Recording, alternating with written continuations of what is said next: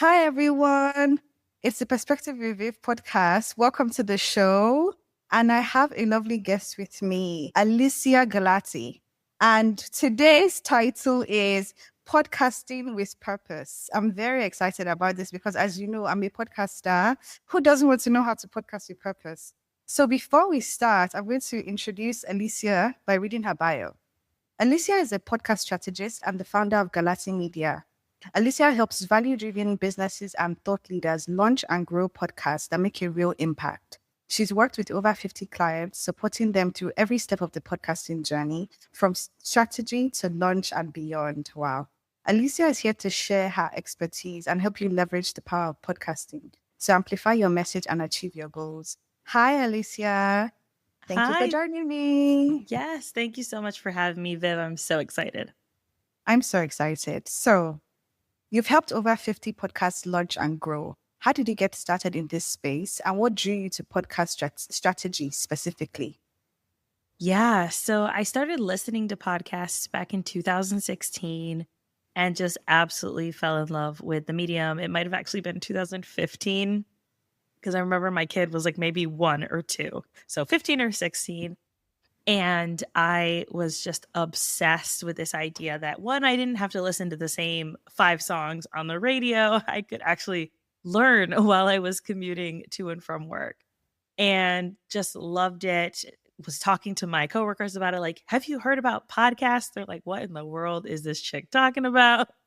But yeah, I just loved it. And then in 2017, I was a guest on my first podcast talking about postpartum depression because I had it really bad after I had my first kid. And then just talking about like what I did to work through it and getting support from my doctor and all of that stuff. And then in 2018, I launched my first podcast. 2019, I launched my second podcast. And then in 2020, I was like, I think I could do this for other people. And I Wow, launched Galati Media. And like you said, we've launched and helped grow over 50 podcasts at this time. that is so amazing. So amazing on so many levels. So, what's one thing about podcasting that surprised you when you first started? I would have to say the messages that I would get, especially from my second podcast. So Hmm. my first podcast was like more businessy and helping e-commerce small businesses with their marketing and their inventory and all of that. And then my second podcast was with my sister, where we would talk about cults and relate them to the cult that we grew up in. And so that was really like just really therapeutic for us to process our childhood.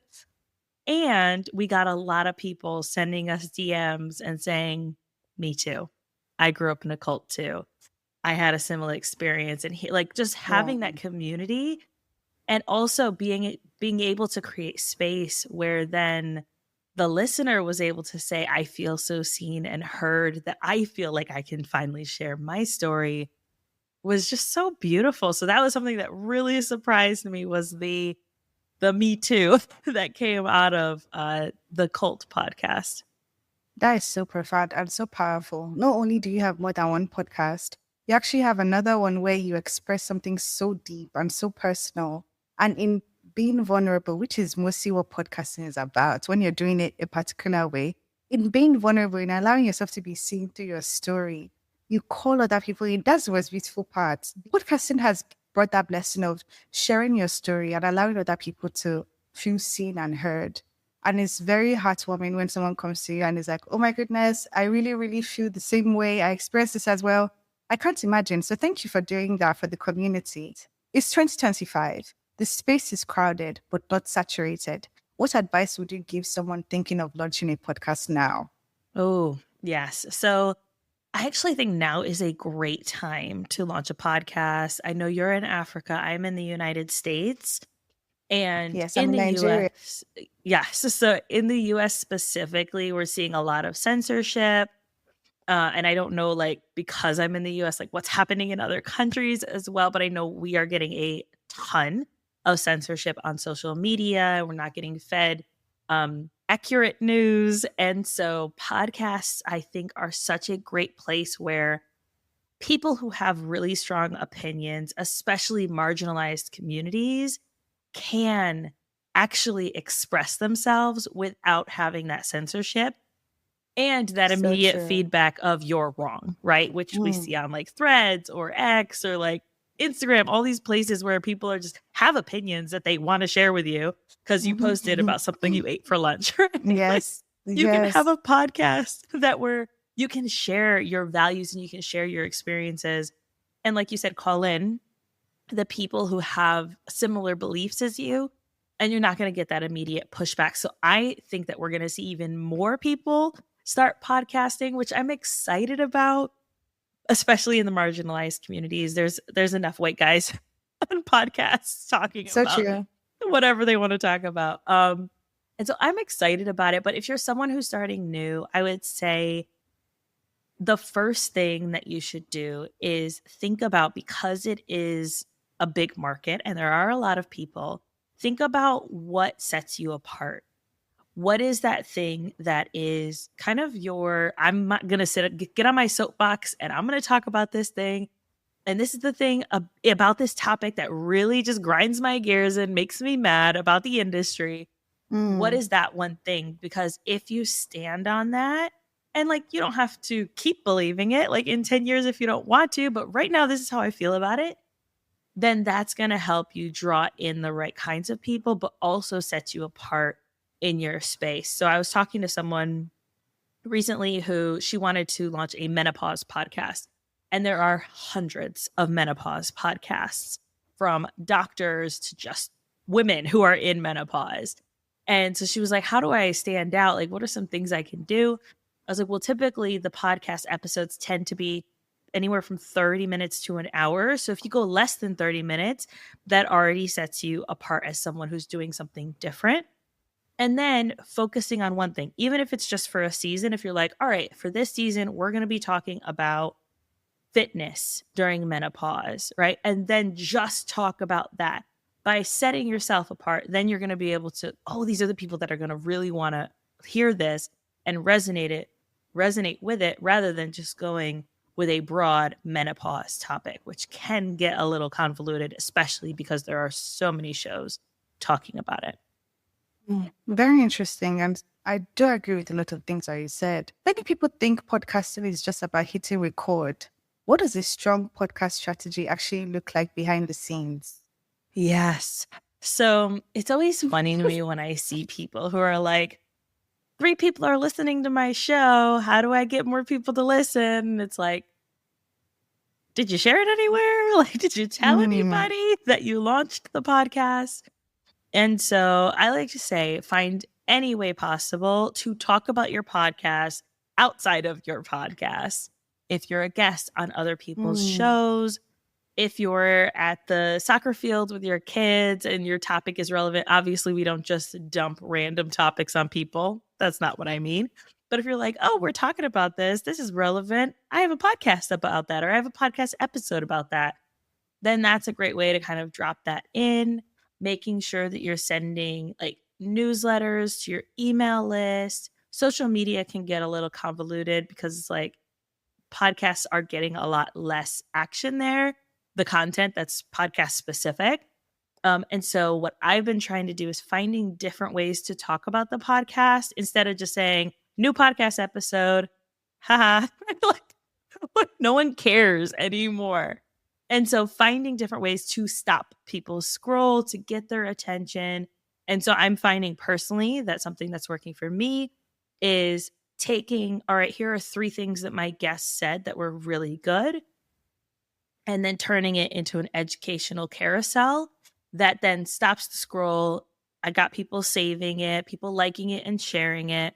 And then they're going to get engaged with more of my content. And then at the end of that, the carousel, I'll say, check out the full podcast to hear more about the conversation. And they might listen or they might not, but it at least stops the scroll and is worth more than just, oh, here's a new episode, and then people are just scrolling by. I want to spend my time on things that are actually going to work. That's such a good answer, honestly. And I'm noting that down for my podcast because it is about grabbing people's attention.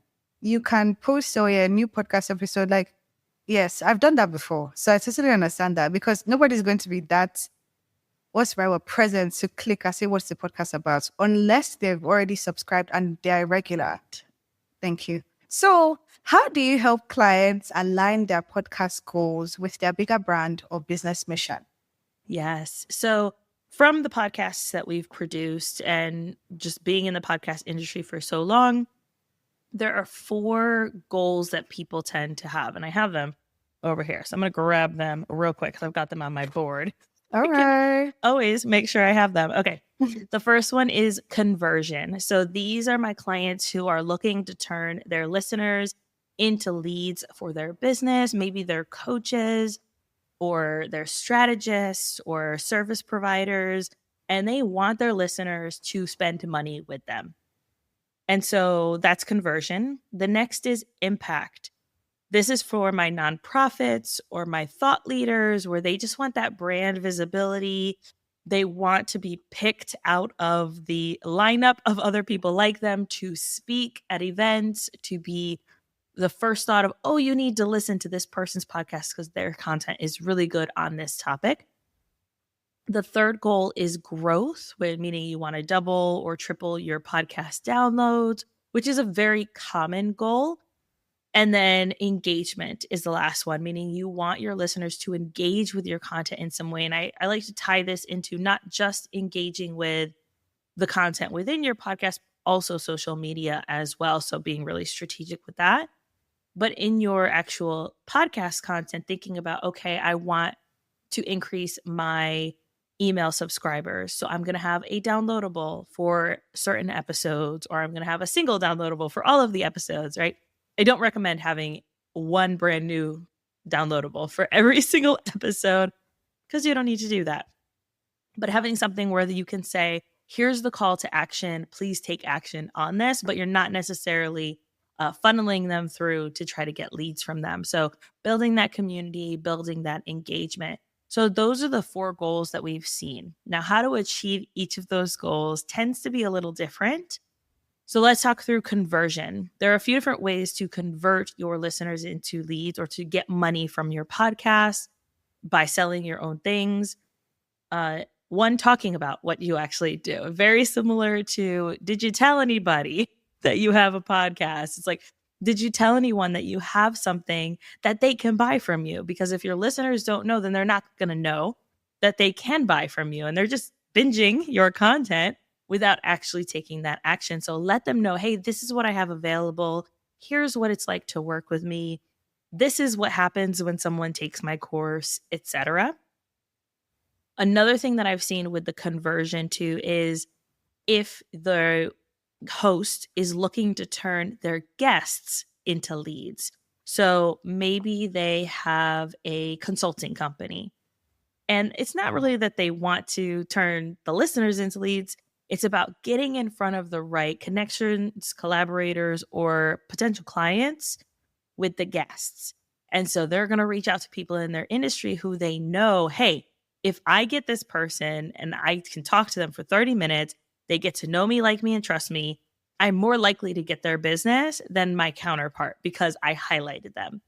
And so in this case, when you have that conversion goal, the number of downloads doesn't matter.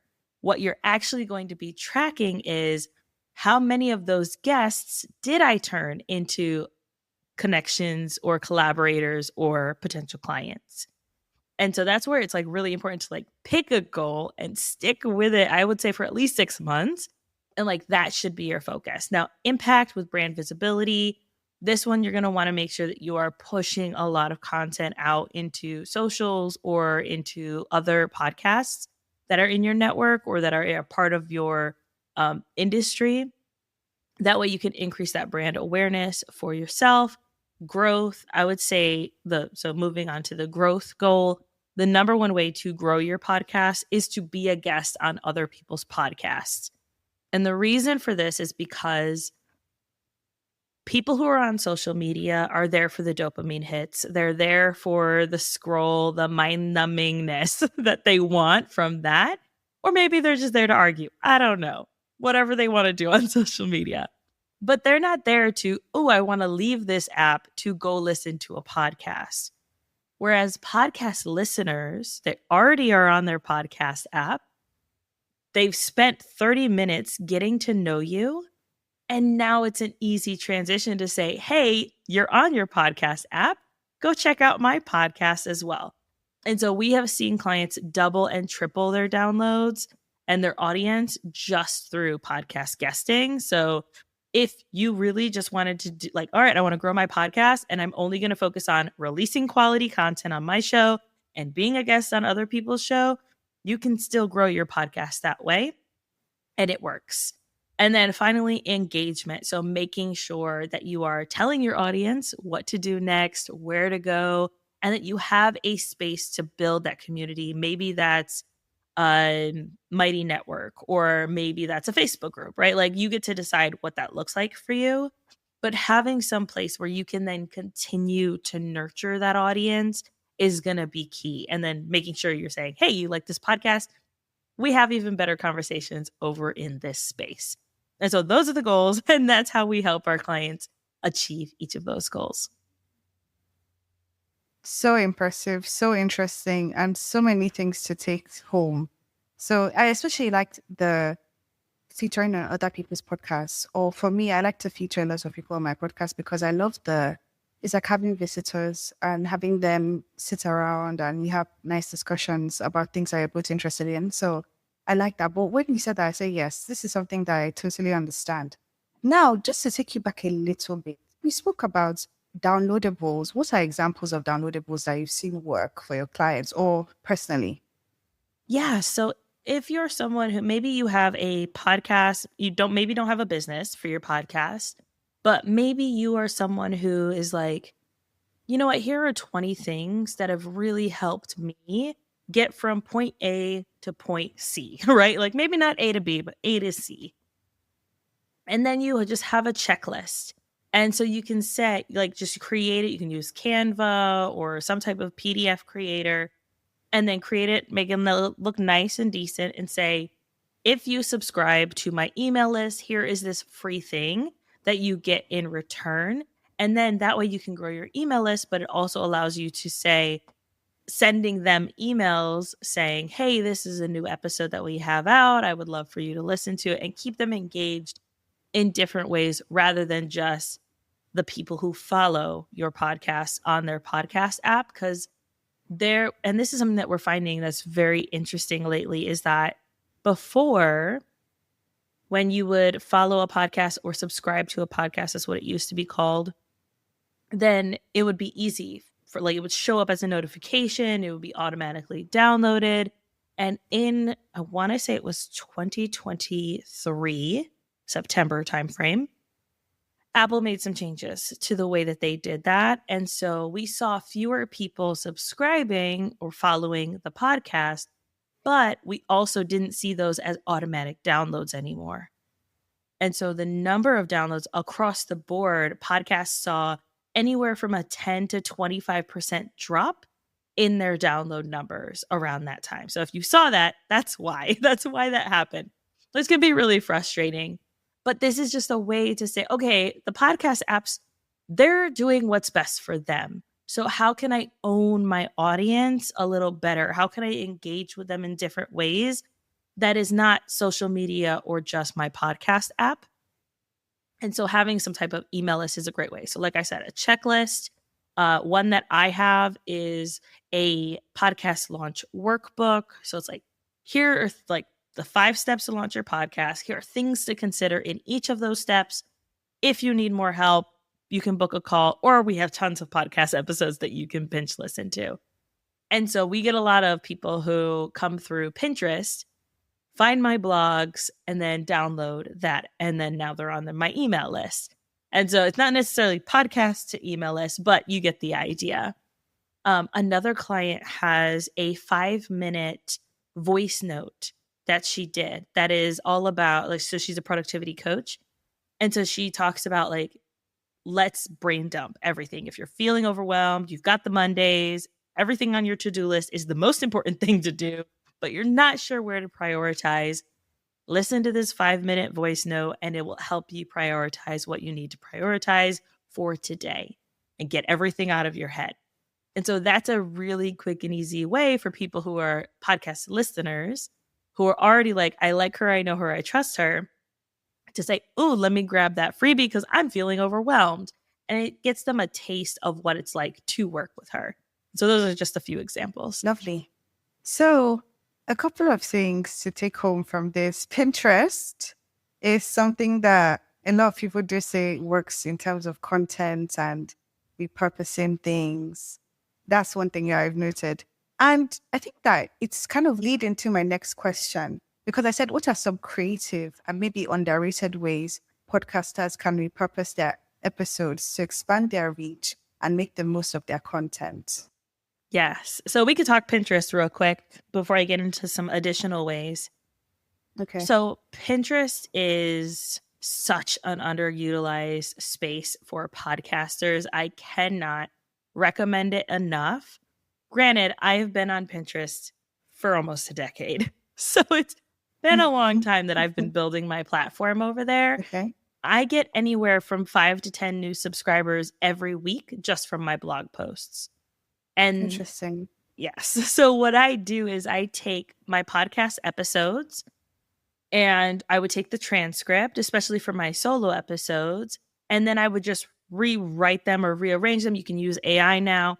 But before that, I would just use, this is what I said, take the transcript, and then kind of rewrite it as a full thought or add some headers in there, and then add that to a blog post on my website. I would then embed the snippet for people to listen to the podcast, the Spotify snippet. I use Buzzsprout as my hosting platform, and they have an embed code that you can use as well. And so I would embed that there so people could find my podcast and read and read or listen to it, whatever they decide to do. But on the right-hand column of the podcast blog page, I have all of my freebies. And so it's just like a almost 9x16 type of long rectangle. And it's like, here's this freebie. And here, as they scroll down, here's this other freebie. And so the top one is like the most popular freebie. And then it just keeps going through all of the different downloadables and things that I have available. And so when people come from Pinterest, they've seen the content, they're like, ooh, 10 ways to increase my podcast downloads. Yes, please. They click on it to go check out the blog post. And this is where I think a lot of podcasters get it mixed up, is they think, oh, I'll just put the show notes up there, or I'll just put the transcript up there. No, people coming from Pinterest are not necessarily looking to listen to a podcast or watch a video. They're on their phones late at night, typically, and they just want to read through some quick tips. And so giving them something that they can easily read is going to be really important. So turning it into a blog post is important. So they come from Pinterest, they see the blog post, they're reading it, they're like, oh, this is good and valuable content. Wow, this is really helpful. What's this thing over here? Right? And then they end up downloading the freebie. And then I send them weekly emails or like, here's my other things. And then what I'm able to do then is the people who are on my email list, I can say, hey, here's this new freebie, because I create a new freebie almost every quarter, or I have free workshops every quarter. And then I have one paid product every quarter. And so I can say, hey, here is a new freebie for this quarter. And then on the back end of the freebie, I have upsells to like a $7 product or a $9 product. And so by sending one email, I made like $50 from like $9 products. So it's like, okay, cool. Great. Like that is not something that I had to like stress about. But growing the email list is so important. So using your podcast, putting your content on Pinterest, so important. And I have a whole podcast episode on how to do that. So I can send you the link if you want, and that way you can share it with your audience. Yes, please. Another way that I think that is underutilized is, and this might seem a little weird for some people, but if you have a podcast that has to do with, I want to say anything, maybe not necessarily pets, like, I don't know that that topic would work, but LinkedIn. Hear me out. Okay. So LinkedIn has a feature where you can create a newsletter very similar to an email list via LinkedIn. And so what I did all of 2024 was I did weekly solo 10-minute or less podcast episodes, turned them into blog posts that went on my blog, and I turned them into LinkedIn articles as well. When I turned them into LinkedIn articles, LinkedIn has a higher SEO score, so search engine optimization, meaning if someone's going to Google the topic I'm talking about, my LinkedIn article will show up higher on the search than my blog post because Google trusts LinkedIn more than it trusts my blog posts because who am I, right? And so it trusts the content that's there. So it's going to show up there. And so taking those episodes, turning them into LinkedIn articles, then you can also turn it into a weekly or biweekly or monthly newsletter. And then people on LinkedIn can subscribe to your newsletter. The power of this is when you send out a new newsletter article, it sends them an email that says Alesia Galati via LinkedIn, right? And it goes right into their promo section of their emails or wherever it goes, depending on what email subscriber you have. And it goes right into there as here is a viable resource that you subscribe to. So it's not, the next time that they log into LinkedIn, it's like a little notification that gets lost. No, it is that information that you just sent out to them is going directly to those subscribers. And then when you post about it, it makes it easy. Like there's a little button that says subscribe. And so people can easily subscribe. I grew my LinkedIn newsletter to 300 people just from doing this over the year. And so I was like, okay, so between my email subscribers, who I think are very different than my LinkedIn subscribers, how can I make the most of this? And so that's one way to like out of the box, thinking a little different and being able to use these tools and like maximize them in the best way, but also not spend like, you don't have to be doing, all right, I'm going to do a bunch of TikToks and I'm going to do Instagram and I'm going to do LinkedIn and I'm going to do Pinterest. And like, you don't have to do all these things. Pick two that you're like, all right, this is what I'm going to focus on and give my all for the next 6 months. And I promise that you will see growth if you're being very strategic about it. All right. So I think your answers to that question was very, very unexpected. I'll tell you why. I've heard a lot about Pinterest. I've not ever gotten into it, but this is so new for me and it makes me very curious. So I'm going to dive deep into that and see where it takes me because I've gotten so many signs about Pinterest, and this just solidifies it for me. So that's Pinterest. The second one I didn't expect was LinkedIn and newsletters. I like LinkedIn and I've created a page for the podcast and everything. The fact that you've introduced this idea makes it more interesting for me. The last point you made, which stayed with me the most, was choose two places that you're very active at. I'm not going to lie to you. It's so tiring posting on different social platforms and hoping that, it's one takes or one bites, but choosing like two, I promise you, I feel like that would really channel my energy into success. So thank you for that. Now, yes, I think it gives you like space too of like, oh, I don't have to be in all the places. I don't have to do all the things because I think when we start a podcast, we think I'm going to record and I'm going to create great content and I'm going to have such fun conversations. And then you get bombarded with like, oh, wait, you actually have to do all these other 25 different things by some guru who has a team of people helping them. You're like, so true. Wait, I have to do all these things. No, pick two and release the rest because you don't have to do it all. Yes, totally. I totally get you. What's your approach to identifying and understanding the right audience for a podcast? How do you help clients to find their target listener? So needed. I need this answer. Yes. Okay. So if you're just starting out, you get to pick them, which is pretty cool. You get to decide what that audience is going to look like. And then what you're going to do is you're going to create your content around what that person needs. And this is why when people start with us, the first thing that we do in the first 2 weeks of working with them, because we do 2-month launches, the first 2 weeks is spent doing market research. And so we look at, all right, who do you want your audience to be? What does that person look like? What do they sound like? What are their struggles? And how is your content going to help them? All right, then that helps us identify, here are 25 podcast episode ideas based on this person and your expertise. You kind of marry the two. If you're already established and you're like, look, this is too broad, how can I maybe minimize it and make it a little smaller? You get to decide what that looks like.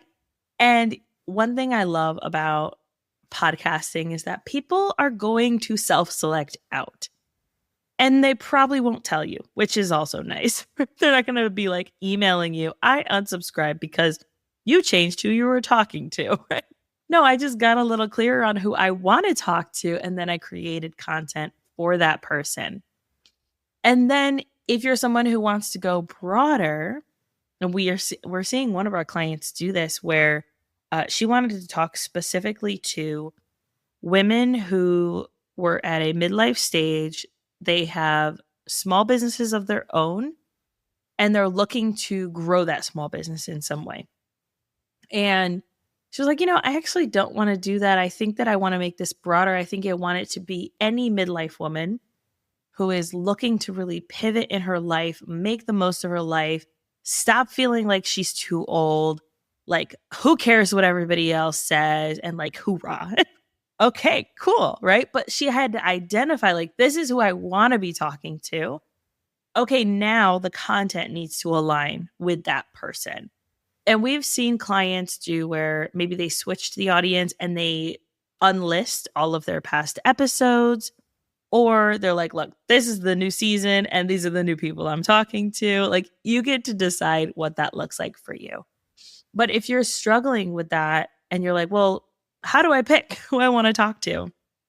I would say come up with anywhere from 3 to 5 kind of buckets of like, these are the pillars that I want this podcast to stand on. And so for me, my podcast about podcasting, very meta, but my podcast about podcasting, my topics are podcast content, podcast marketing, podcast monetization, podcast strategy, and mindset.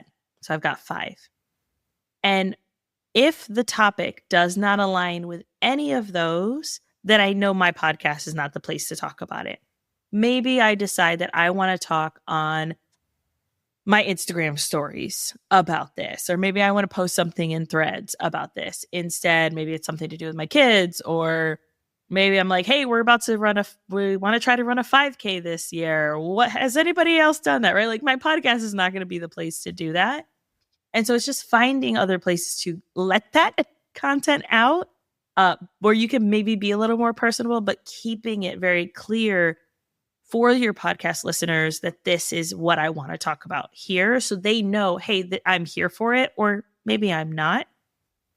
But that's something we see with the podcasts that are the most successful, even outside of our clients, are the ones that are like, I know my audience. I know, and it's not, I know the audience I've grown. It's, I know who I want to talk to, and I know what I want to talk to them about, and I don't deviate from that. And so that is my best advice for that. And I know that might feel a little elusive too. No, it's very good advice. And I'll tell you why. For me, when I was speaking or when I was thinking about my why for this podcast, I thought about an avatar because I was advised to think about an avatar. Who are you creating for? I love this question. Okay, I love this. I love what we're talking about. So basically, who is this person that you're doing this podcast for? My avatar was myself. Then I started to think about the little aspects of myself to shape the avatar. For example, somebody that is open-minded, open-hearted, ready to dive deep into self-discovery work, very curious about enlightening things, but also curious about the craft that other people are engaged in that I'm interested in. So these two things started to take shape. Then I started to look at my statistics.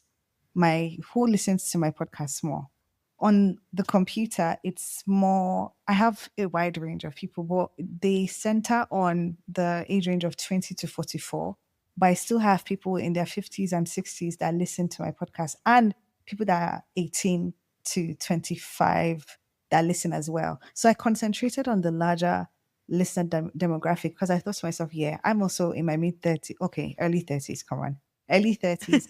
It's like the people in the 40s and late 20s, or at least mid 20s, can relate to what I'm speaking about on a certain level. Because then you also have me splitting the avatar into average topics that people talk about from a different perspective, and then spiritual topics about people that have spiritually awakened and are having a different journey. So it's like two different.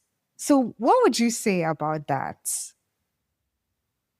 I would say that if you're trying to kind of split it, where like one time you want to talk more spirituality or like esoteric stuff, and then the other one you want to get more grounded and talk more like craft, then just saying every other week we switch.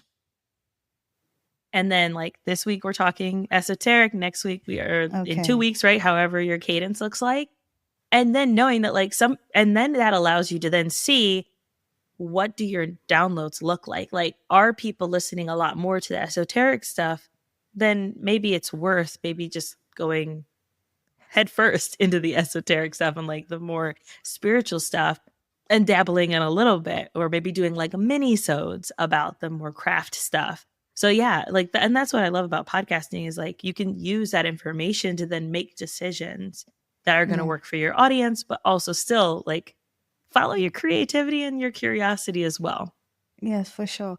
And when you said that, what came to mind was the fact that my highest, most listened to episode is romance. Okay.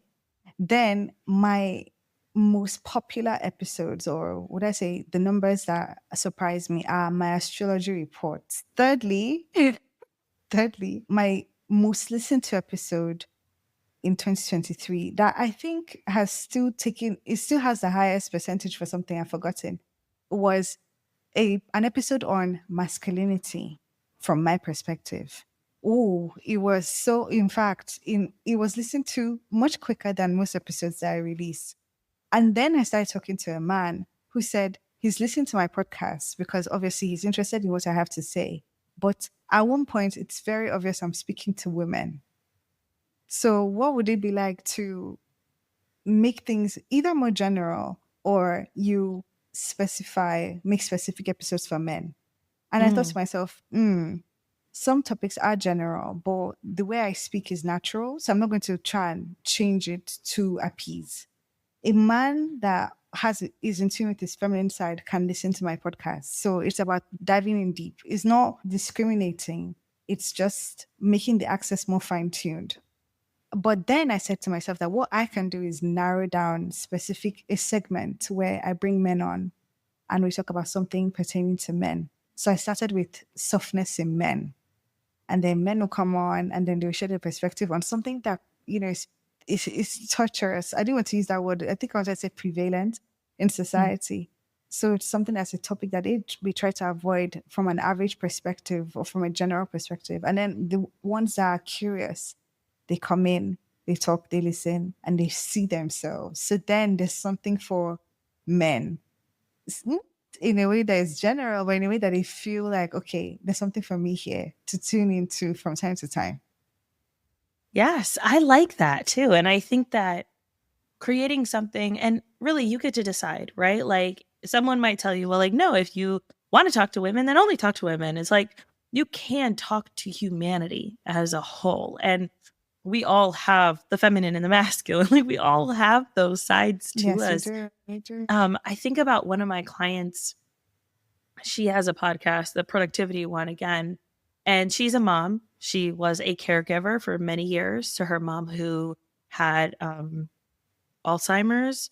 And she talks a lot about like caretaking from a mother perspective. Like I had little children and I was taking care of my mom as well. And she's had men on who can talk about productivity and talk about playfulness and talk about whatever.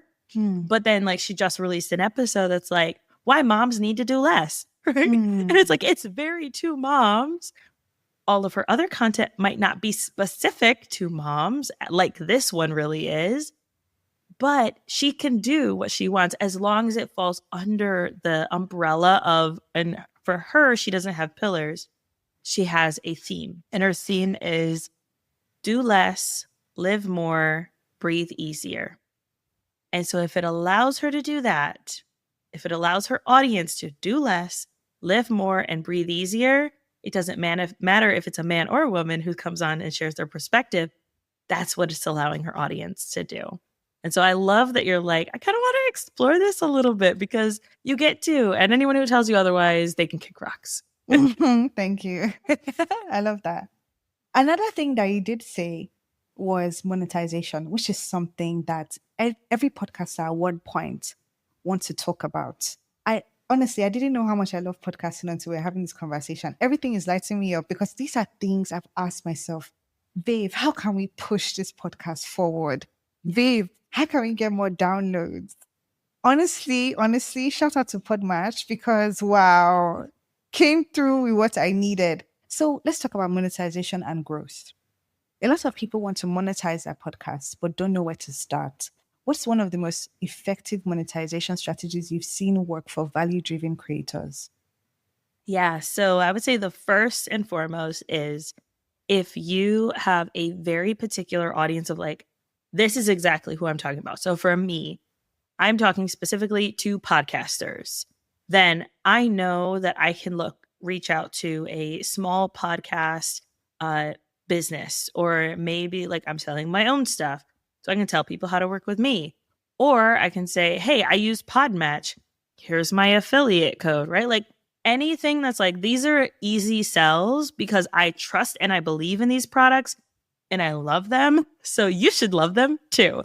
Yes. And so affiliate codes are the best way for smaller podcasts, especially because to get to the 10,000 or more, to even be considered for these bigger brands, and I say 10,000 or more, meaning you have to have 10,000 downloads a month to be considered for bigger brands. And 95% of podcasters do not get that. And so how can the 95% of us who aren't getting those big numbers reach out to brands and say, look, I have this audience. You should think about me. Affiliates are a great way. If you are able to become, maybe if you want to, an Amazon affiliate, if you talk about a lot of books that you like, then you can use your affiliate codes of like, here are books I like, here are products I like, here are things that I bought recently that I'm enjoying based on this podcast content. And so that's a great way to do it. If you have a more niche group, so like the podcast I mentioned where it's midlife women, they have more money.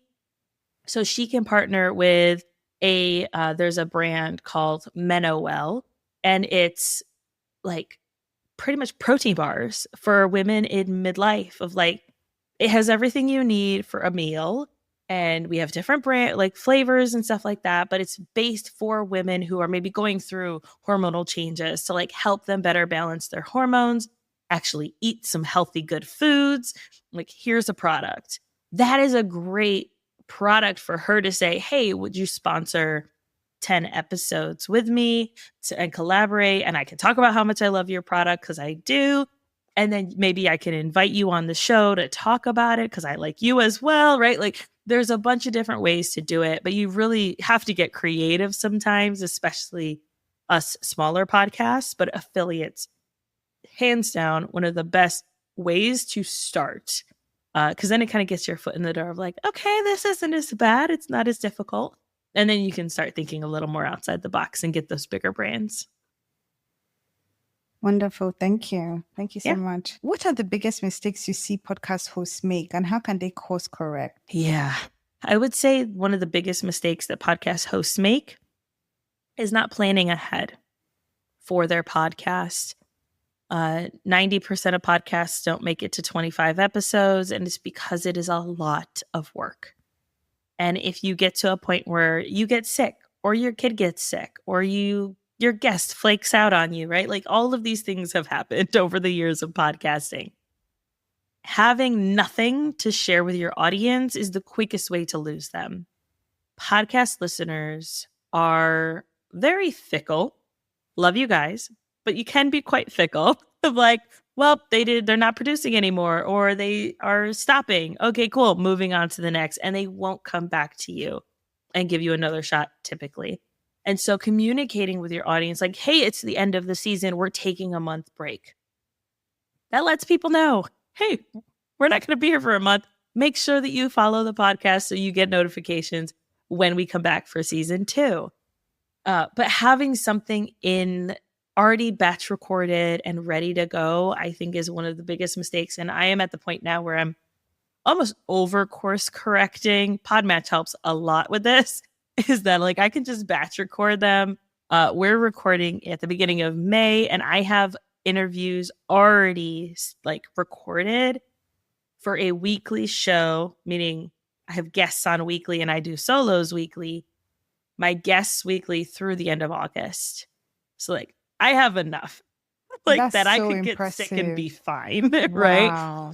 And so Podmatch helps. Yes, it helps a lot with that. And I know that not everybody is like, "Oh, but that's so far in advance." You get to do what works for you. If you're someone that likes to fly by the seat of your pants, cool, then do that on a monthly basis.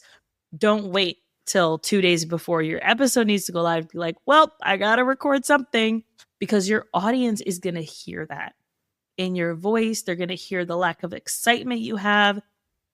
And I think it also allows us to take a month off of recording to kind of follow our curiosity, to say, all right, what do I want from this show? Where do I want to take this conversation? What is kind of pulling at my mind a little bit that I want to explore a little more? And I think that that is something that keeps us more relevant and engaged as podcasters, is when we can give ourselves space to kind of follow our curiosity rather than saying, well, it's another week and I got to produce another podcast, because your audience is going to hear that in your voice. And we don't want them to think that we don't love them, because we do. And we love that they're here listening to us. But yeah, it comes across. So batch recording is the number one thing that I would say, please, please, please, please, please do, even if it's just monthly. Thank you. Thank you. Thank you. Because honestly, I'm seeing the benefits of batch recording. I'm not going to lie. And for me to relate, Podmatch, gosh, I have like 20 interviews booked, 6 done already. And it's like, okay, we have to insert that discipline of editing, because I do the editing. What can you say about how AI has impacted the podcasting industry, making podcasts everything? Yeah, so I think that it's interesting. There have been some podcasts that have come out that are AI voiced podcasts. That really creeps me out a lot. And I don't know how I feel about that. Yeah. I think that the power of podcasts is that it gives us that human connection. So true. That's so much deeper than just like, because we're in our listeners' ear while they're going about doing the mundane everyday things, right? Like they are actually saying, like, I want to listen to you for the next 30 minutes while I walk my dog. I want to listen to you for the next 30 minutes while I make dinner or while I drive to work. Like that is so powerful. And to take that away from a human being able to just like create that connection, not a fan. But I think that a lot of the tools that we use for editing, for copy, like our show notes and our descriptions, the AI integration of those has been really helpful to allow us to get things done a lot quicker. So I use Descript as well as Riverside and a bunch of other tools. But with Descript and Riverside, they both have an AI integration where it'll go through and it'll like listen to your podcast. It'll write some show notes for you. It'll give you some tags or some title ideas. It'll also say, here are some good quotes from the podcast episode. It allows you to edit a lot quicker. I edited a client's podcast the other day and I clicked a button. I think it was 2 buttons I want to remove all of the like words that don't need to be in it. And it was the ums, the ers, like, right, and so, like all of those things that we say that just don't add value to the conversation. And it took out almost 500 words. based on just that. That's so crazy. Wow. But those are things that I personally would, because I listen to every word of the podcast, that takes me time to edit out all of those little nitty gritty things that I'm like, you said and so for the 50th time. Let's take it out, right? Because we want our guests to sound good. We want to sound good ourselves, that our listeners aren't like, nope, don't want to hear you anymore. And so I think that these tools are helping podcasters get a lot more done quicker. And so I recommend at least trying them out and testing them. There's also a software called Capsho, Capsho, and that allows you to input your podcast, audio or video, and it'll give you social media captions for your podcast. It'll create content for you based on your podcast episodes. And so that's another one that's moving pretty quick in the podcast space and working really well. So yeah, I'm excited about the tools. I think that if we use AI as podcasters in the right way, meaning not just saying, hey, write my script for me, but like, give me some ideas. What are some podcast episodes I could talk about? I think that helps us a lot too. But the editing and stuff, it's helped streamline that process so much. Yeah, I agree. Yeah, I saved our lives in a certain way with my podcast because I think, okay, let's start, okay, this has turned into like an ad for Podmatch, fortunately. But like, let's talk about the concept. Using AI to pair people up, but also using AI to do a lot of other things affiliated with Podmatch. Okay, remove yourself from there and then take yourself to the softwares that we have. We have Headliner, who does the same thing that the software that you mentioned does. They give you show notes. Yeah, Capsho. They give you show notes. They even upload it onto YouTube for you, so you don't have to do that. They transcribe for you as well. And then there's another thing that they do, like because I have an audio podcast, I still have a video to put on YouTube that they do for me. It made things so much easier for me. I know other things that I use. I also love Riverside, but I see that AI has really, really done a good job in coming through to help us with the podcast process, which is so tedious if you're doing it by yourself, if you're a one-woman army. You know what I'm saying? So I'm very grateful for that. And thank you for the softwares that you did mention, because I'll check them out as well. They sound so cool. Last question that I have for you before we go. Thank you so much for this interesting conversation. You've launched and grown multiple podcasts. What's the biggest lesson you've learned from being on both sides of the mic? It really is about connecting. Honestly, it's about connecting with your listener if you're a solo host. It's about connecting with the hosts that you're talking to if you're a guest. It's about connecting with your guest if you're the host, right? It's all about the human connection. And I love that so much. I'm someone who has social anxiety, and I can do one-on-one conversations very easily or small groups. But once I go to like a networking event or a conference, like, no, I cannot handle it. It is extremely stressful for me. And so podcasting has opened up the doors, especially as an introvert who doesn't want to leave the house anyway, that I can connect with people that I never would have talked to otherwise. And so I really do think that it is all about connection, and not that, oh, I have to turn this person into a client, or I have to turn them into like I have to juice this for all it's worth. No, it's about how can I just connect with Viv today, which I think is just such a beautiful way to approach podcasting. But I think it's the biggest lesson I've learned. Such a beautiful answer. And I must say, I do agree with you, because when you really get into it and speaking to people every day on the podcast, whether you're featuring or you're featured, you feel something. You feel community. You feel like you found someone else in a different part of the world. I love how it's connecting people from different parts of the world to have meaningful conversations that impact other people that listen. And thank you so much for describing the podcast journey to people that may be curious, that may want to have a podcast as well. Because I do speak to people and people say, oh, I want to start a podcast. It's a good thing. It's a nice thing find your voice, because I use Perspective Revive as a platform to find my voice, to share my voice, to grow the voice before I then brought other people as guests. I did like 3 seasons where it was only like 2 guests on one season, 2 guests on another season, but it was mostly me. And we're on episode 127, I believe. And I said to myself, thank you. I said to myself, oh my gosh, you did this by talking a lot. But finally, I'm Yeah. happy that you're letting people come in to talk as well. I'm happy that you're opening up your doors, because I think of the podcast as a castle, actually, where you open up your doors to let people come in to feast, to speak, to have meaningful conversations. But what I do love is that we got to the technical aspect of podcasting with you, where you told us in fact, every question that I asked was everything that I was curious about. And you answered, you gave tips and strategies, you gave softwares. I love that. Thank you so, so much. So Yes. this Thank is you so well, much for having me. I appreciate it. it's my pleasure. Do you have a final message for the podcast listeners? Just that if you're interested in podcasting, you're obviously listening on a podcast app. Go check out Podcasting Unlocked. That's where I have my podcasts, where I give all the tips and strategies. And I meet with podcasters weekly, as well as have solos weekly. So it's twice a week.